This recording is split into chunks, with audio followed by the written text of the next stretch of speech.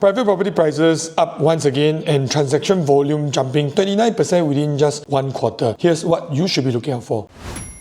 Many of you may have seen this article from the Business Times. It says private home prices up 1.2% in Q3, volumes rise 29% as developer push out new launches. And before we deep dive into that, right, many of you have been asking me why I go and perm my hair like this. Some of you commented, this one looks like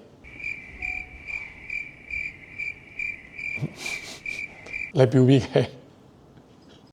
So now I'm joking with people and say that actually I did a hair transplant with my armpit hair to my front so that it can create a little bit more volume. But jokes being aside, I think the more serious case we want to talk about today is that whether is this market really heating up once again with so many new launches. In terms of the third quarter, almost all the new launches did very, very well. I'm talking about like Springleaf 94%, Rivergreen 80%. And this time round, based on my intel, right, our agency itself already submitted 700 over checks. So all in all, there should be about 1,500 checks minimally for just about 600 over units. And by the time you're watching this, most likely people are already booking the unit. And that's why I always say try to subscribe to this channel because we actually give you forward insight. But sorry for sticking in the subscribe call to action and you appreciate forward insights like this, right? Do me a favor by liking this video because it really takes me a lot of time to do the research, and I promise I'll give you information more than just what you see on the newspaper. On a serious note, right, if you follow my channel, I always advocate not being FOMO just because of some data over there, and look at the longer timeline when it comes to macro data instead of short-term reactions, because when you see people rush, you tend to rush as well. When emotions kick in, right, sometimes you actually do not follow the game plan, like sticking to your walkaway price because it's just another $30 per square foot, that kind of thing. Instead of FOMO, it's more important to study the trends, have a conservative outlook of the future pricing to decide whether you should be buying now or wait until the next one. That's exactly why I'm doing this video today, because after the ghost month, right, developer actually launched a string of launches, like for example the Robertson Opus, River Green, Springleaf Residence, Promenade Peak, Canberra Crescent, and if I miss out any one of them, right, please forgive me because the list is really very long. Naturally, when new launches dominate majority of the sales, it brings up the overall property price index because common sense tells you the new launch pricing PSF is always higher than the resale lah. So if you ask me, this isn't like an indicator that you should just chong in to buy a property right now. This video, what we're going to cover will be number one, the TLDR version rapid fire on this article. Next, my comments and observation of this current market. And last but not least, what you should be doing if you are a serious buyer looking to enter the market in the coming months. Now, if this is not the first video you are watching about real estate and you are already feeling a little bit tired liao, this is my number. Feel free to reach out to me for a private consult, or if you are not ready to do so right now, consider subscribing to the channel because we post weekly real estate content like this to not just share with you property launches information but also insights about the property market and what you should be doing as a buyer and seller. And if you really want some tutorial, I also have my educational series where you can actually check out things that are relevant to your current situation. Into the URA Flash Estimates, numbers are quite clear. Overall price rose by 1.2% in Q3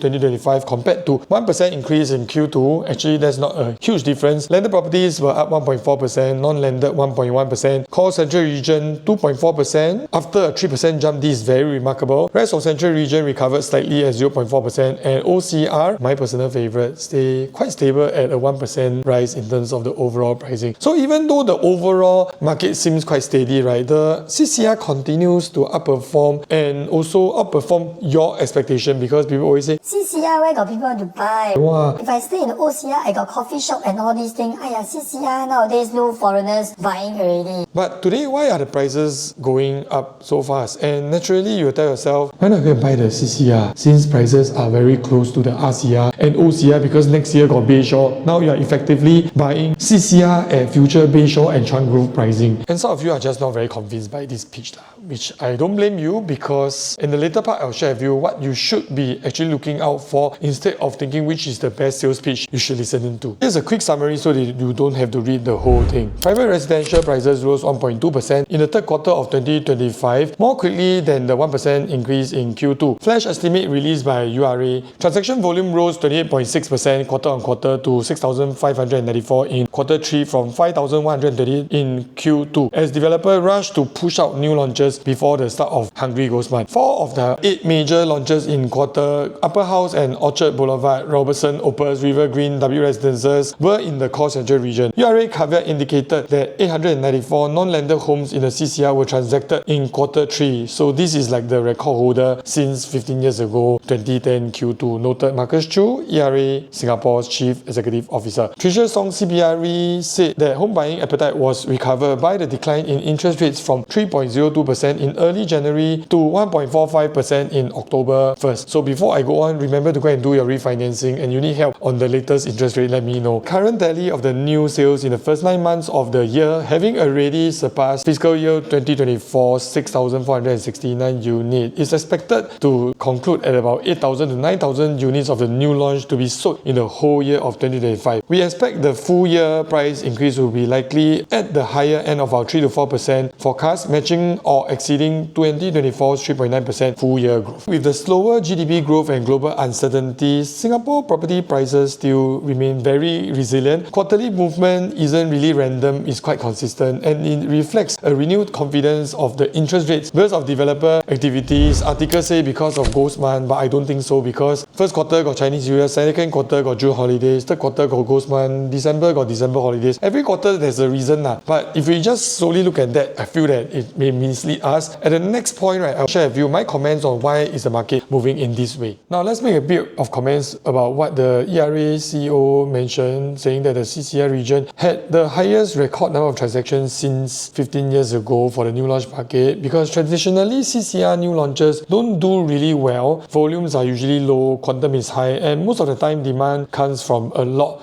of foreigners. But over the years, when foreigners are not really coming back to buy Singapore properties due to the CCR, the demand for new launches actually dropped quite a bit, and they really take very, very long to sell. And on top of that, right, actually back then people who are buying the CCR were belonging to the more boomer generation, which are born in the years 50s or 60s. Typically, maybe the people that are watching, if you are young, then maybe your parents' age. These people, when they want to buy a property in the Orchard or they want to buy a landed, they only go for freehold, 999. 99 year leasehold cannot buy one. That is the common mind block of the boomer generation, and sorry if you are one of them. I'm not saying that I'm right or wrong, I'm just saying that general market acceptance for 99 year leasehold was very bad until the recent years where the Gen Z started buying. They don't really care whether it's the 99 or freehold, because most of them after 4 years, if they can build a certain level of capital, they'll exit and then move on to the next property investment or a bigger asset class. So long story short, smaller quantum, higher PSF, higher affordability, with the luxury segment at $2.3 to $2.5 million instead of a typical 2-bedroom starting from 2.5, 3-bedroom $3.5 million in the resale market currently. So when I checked the data, right, there were about 1,291 resale listings in the CCR within the $2.5 million budget. So actually you can buy CCR resale instead of the new launch also. But most of them were old projects, small developments with very, very basic facilities. And even for the 2-bedroom units, the average resale quantum was already about $2 million.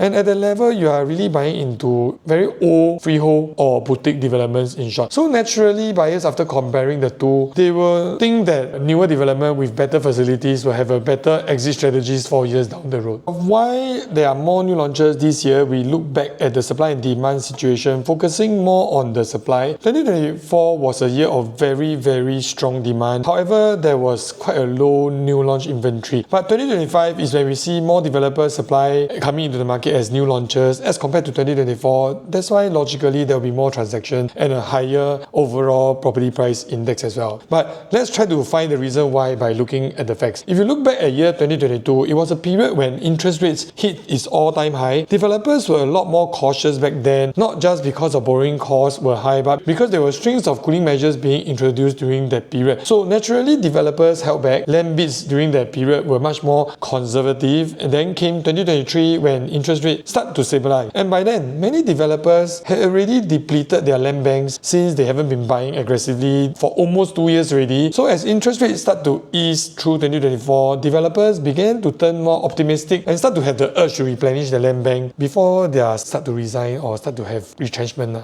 Yeah, because you got no jobs already. And worse still, the director of sales also don't know how to answer to the board of directors, like why you not buying land, why there are no more jobs. And that is something that as a market watcher watcher, you won't really see, but this is what we see as a realtor, somebody on the ground. So during that time, we saw more active land bidding in the GLS tenders, and many of those sites were then bought in 2024, turning into new launches in 2025, because there's always a cut of about 12 to 18 months delay between the time developers acquire a land and when they actually launch it. And that's what we are seeing today. The surge in new projects, the higher average PSF levels, is really the result of those land bids made when the interest rate started going down. In short, lower interest rate, more developer land bids. More developer land bids equals to higher new launch prices. Higher new launch prices equals to higher property price index pricing quarter on quarter. Now coming to the next part, what you should be doing if you are a serious buyer in this season. Many of you will always think that, oh, if the price keep going up, right, there will be cooling measure, and if there's cooling measure, that'll be great because then we can actually buy all the fire sale. But the hard truth is, right, actually if you are a serious buyer, cooling measures actually makes things more difficult for you to afford, and in fact cooling measures actually never bring prices down. And if you wish to find out more and you are halfway through this video already, you can go check out my other videos which I talk about the cooling measure and how it impacted pricing and what happened to those people that waited, to have a little bit more clarity. But this is just an illustration of the capital and income required in the 3-bedroom in the OCR new launch over the years. If you look at 2017, right, a 3-bedroom new launch in OCR like Park Rivera, which I bought, was $1.15 million,